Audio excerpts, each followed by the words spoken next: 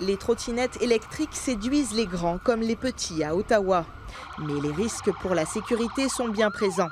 Selon un rapport de l'Institut canadien d'information sur la santé, les blessures et les hospitalisations ont augmenté, particulièrement en Ontario et au Québec.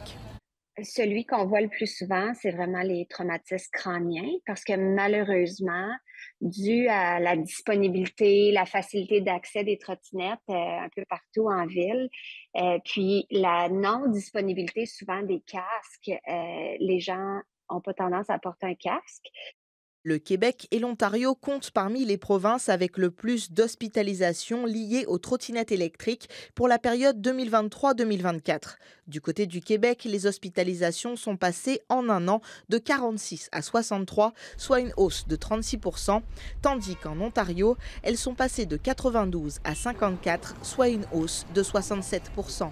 Elles ont aussi augmenté à 61% pour les enfants de 5 à 17 Je ans. trouve qu'il y a un manque de leadership de la part du gouvernement de pousser en quelque sorte les usagers les plus jeunes vers des trottinettes électriques dont on sait qu'elles sont de façon inhérente plus dangereuses que des vélos.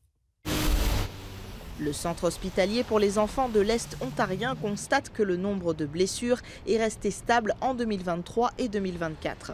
À Gatineau, le service de police de la ville n'observe pas une hausse drastique des accidents à trottinettes électriques.